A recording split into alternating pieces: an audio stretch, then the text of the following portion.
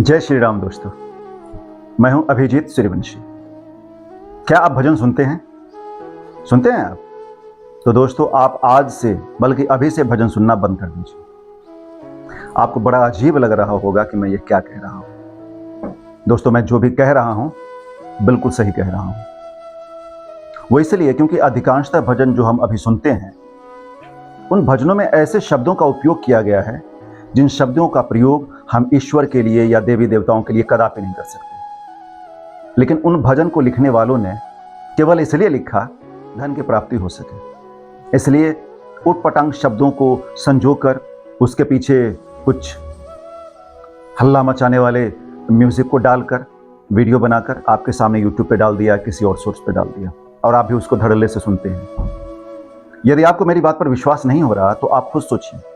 कई धार्मिक आयोजनों में हम भजन निरंतर सुनते हैं, अपने घर में भी बजाकर सुनते हैं, लेकिन इन भजन को सुनने के बाद में हमारे अंदर में, हमारे चित्त के अंदर में वो परिवर्तन क्यों नहीं आता?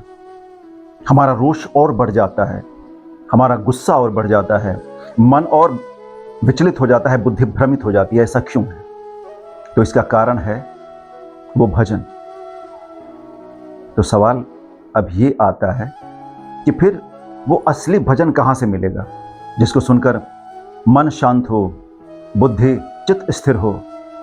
तो दोस्तों ये भजन आपको मिलेगा केवल उन गुरुओं के पास में, उन आचार्यों के पास में जो प्रामाणिक है।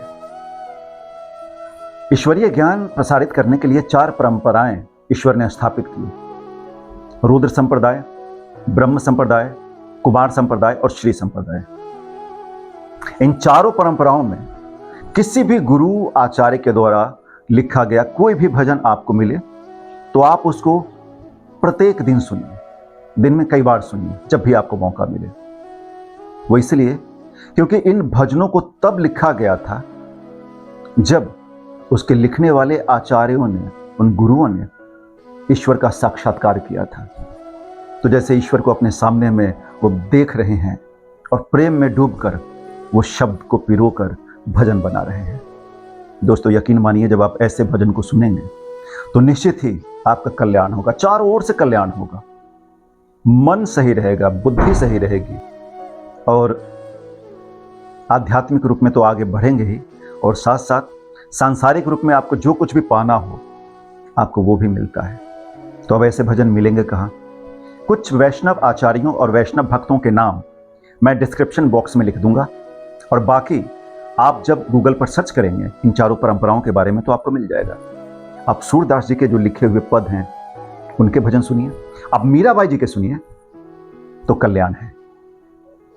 दोस्तों चलिए फिर मिलेंगे अगले वीडियो में। जय श्री राम।